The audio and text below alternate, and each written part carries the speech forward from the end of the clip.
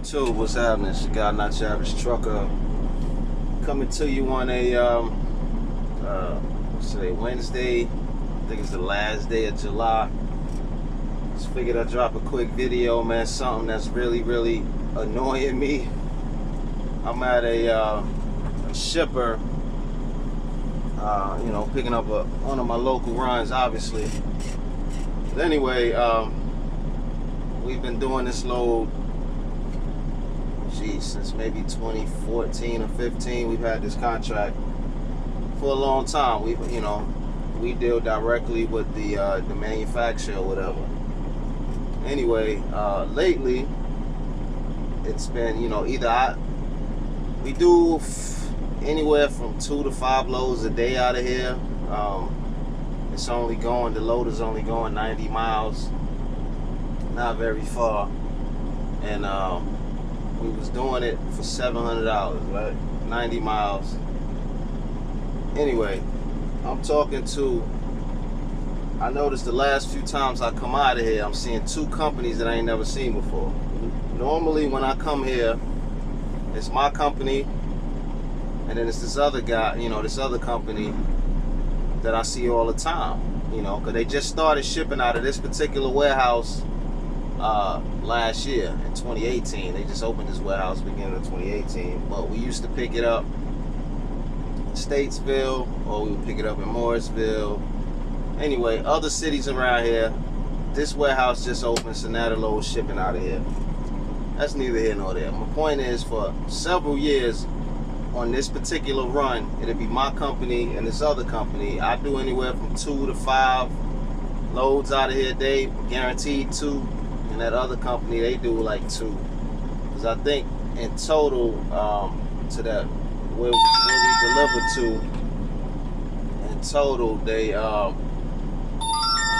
do anywhere from 5 to 8 loads a day. While my wife is freaking blowing me up while I'm making a video. But anyway, lately I haven't seen that other company. I've been seeing these other 2 companies, smaller companies. This one company is like F&C or something like that. They got some like really old trucks, but it's a local load. Who cares, man? As long as the truck starts and gets you where you're going, it is what it is. And I've been seeing this other company called United Express or something. I don't know. But both of these companies are small carriers. I think they both got like 2-3 trucks. And they out of Charlotte also, just like I am, right? So anyway, today I'm just sitting here in my, in my little day cab waiting. It's a live load, so I'm sitting here waiting to get loaded. And this other guy from one of these other new carriers, he just happens to walk up to me and start talking. He thinks I'm just a company driver, I guess. So he's trying to recruit me to come work for him. It's hilarious, but I'm engaging in the conversation just to see where it goes. He's sitting here bragging to me about, mind you, I make $700 off this load. That's what we billing for. And it was $725, but in 2019 they lowered it $25. So anyway, I'm freaking talking to this dude. He's bragging to me about how he's getting this load from C.H. Robinson. It's 90 miles, and it's paying him $375. So in my mind, I'm like, yo, you're crazy. But he's bragging to me about how, yeah, man, I could do 2 of these a day, and I don't really, I used to have to worry about finding loads for my trucks, but now since I've been getting this load for the last few months, it's been good. And in my mind, I'm like, what the hell is this dude talking about, right? So I go ahead and tell him, well, yo, I ain't a company driver. I actually own this truck and multiple other trucks, and I'm making a lot more than that on the load. You understand? I think they ripping you off, right? So me and him get to talking, and he's like, well, if I can lowball and get the load more consistently than another carrier, then I'm fine with it, because I'm making the money I need to make. And that's what disgusts me about the situation. I ended up just throwing my fingers up and closing my door. I didn't want to talk to this guy no more, because he don't understand simple business, man. It's people out here complaining every day, every week, for the past several months that rates have been in the tank. And my position on that is, one, it hasn't really affected me because I'm under contract for most of the stuff I do. I'm not really in the spot market. But two, the thing that annoys me the most is people don't understand that the carrier has more power than the freaking broker. So it's people out here complaining about rates, and they want to blame shippers, they want to blame brokers, they want to blame everybody other than whose problem and whose fault it really is, which is the freaking carriers. Because the bottom line is, I do brokerage also. You understand? I'm not just a carrier. I have a broker's license as well. I sell loads also. And I know for a fact the rates that I'm charging my customers haven't changed. The rates that a lot of these people, or a lot of these other brokers, major brokers, are charging their customers haven't changed. What has changed is the carrier. It's carriers out here that are low, you know, you call on the low and the broker's like, you know, I got an offer already at 1,000. How much can you do? And your silly self is saying, well, I can do it for $950. Who you think is benefiting from that? You not benefiting from that. The freaking broker's benefiting from that. So when y'all are calling on these loads and y'all out here snake biting and lowballing the next carrier, you are the reason that freight rates are so freaking terrible. It's not the freaking shipper. It's not the freaking customer to the broker. It's not the broker. It's the freaking carrier. Because at the end of the day, if they come out with some silly ass rate and nobody will take it, guess what? The rate keeps going up until someone takes it. So instead of bonding together, which, hey, it's every man for himself out here, case in point is you download apps like the freaking JB Hunt 360 app, or you can download XPO's little app or Coyote, and you see offer prices there, and then you see what the other carriers are bidding. So especially JB Hunt, I don't do any JB Hunt freight, but I downloaded the app and was just looking at it and laughing. It's just people, it's carriers out here just straight undercutting the next carrier for just to get the load. It'll be a load out there to offer prices $1,000, and you gotta get one carrier offer $900, next carrier offer $750, just to steal the load for the next man. What you're not understanding is, where do you think the difference is going? Who you think is taking the difference, man? The difference is not going to the freaking, you know, it's not going to the homeless. It's not going to the battered women's shelter. Nah, man, the difference, and you underbidding the next carrier, that extra profit is going in that broker's pocket.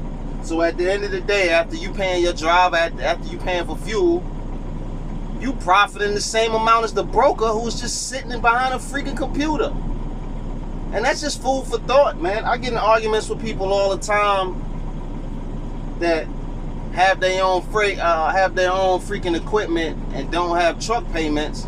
And these people are out here talking about, I charge less since my fleet is already paid for. I don't have a truck note. I charge less so that I can win the freight. I'm like, nah, man, having your stuff paid off is a benefit to you. It should not be a benefit to the broker. All my equipment's paid for. I told y'all a million times I'm an all-cash dude. But I'm still trying to charge the highest rate possible that I can get away with. What good is lowering my rate because my equipment's paid off, so now my profit margin is the same as somebody that's got a freaking $1,000 a month truck note? Now me and him making the same thing, and he has extra overhead that I don't have. What sense does that make? I'm trying to charge even more than that guy because my equipment is paid off. Therefore, when I'm out here doing my profit is a lot more than his because I have the benefit of having no extra truck notes or trailer notes. But people don't look at it this way. And then the thing I hate the most is people that jump out here trying to start new lanes or trying to do local that never did local before. Especially people that are coming from company drivers. Y'all think profiting $200 after fuel every day is a good thing. You got people out here that think profiting $1,000 a week on a local truck is a good thing. Nah, B, that might be good if you're a freaking employee of somebody, you happy to make $1,000 a week. But if you're a boss, you're an owner, your objective is to expand at some point, right? You don't want to be a freaking one truck operation your entire life. How you going to expand and grow if all you got going on is $1,000 a week? You profiting $52,000 a year. You still got to pay Uncle Sam and all these other taxes. Like, come on, yo. Y'all out here. I know I'm freaking, like I said in another video, it's like talking to a freaking water bottle. I know nothing's going to change from my thought, but it's food for thought. That's exactly what it is. It's people out here being scavengers against fellow carriers, not understanding that once you take that rate for the low, that's lowering it for everybody else out here. Just because you don't understand business and you don't understand that you should try to profit as much as possible, that's why some people are great drivers, but they're terrible business runners, terrible owners. It's because you got a load out here that pays the everyday carrier, and I'm contracted. I make $700 off this, and your silly self is happy with $375. And you like, yo, you can do 2 in a day. The profit you making off doing 2 in a day, running up and down, sitting at a dock, because it's live load, live unload on both ends. I'm making that off one run, and I got multiple trucks doing that one run. So come on, man. Where's your common sense, dog? Don't complain anymore about these brokers. Yo, these brokers is jacking up the rates or lowering the rates. Nah, it's not the broker. The broker can only get rid of loads that someone will take. You understand? As long as there's people out here willing to haul something for the low, that's where the broker's making his money at. But I said a million times, broker, if I had to broker a load, or get a load from a broker making $25 to $50 off me max. It ain't no broker out here that's ever gonna say that they made $300 off a freaking load that they booked with my company. None. But this your guy, not your average trucker, man. I figured I'd just put that out here because I'm so annoyed, man. That's the #1 email I get from a lot of people is complaining about how they just started their company and they running into, yo, why is freight so cheap? It ain't got nothing to do with the broker. Freight is cheap because it's carriers out here underbidding other carriers. That's all it is. That's all it is. These brokers are still charging their customers the same thing they were charging their customers last year, except for fuel surcharge, which, you know, that could change weekly. But as far as actual rate, line haul rates are the same. These brokers is just out here getting fat because there's stupid people out here that bought trucks, bought or rented a trailer, and they don't know how to negotiate.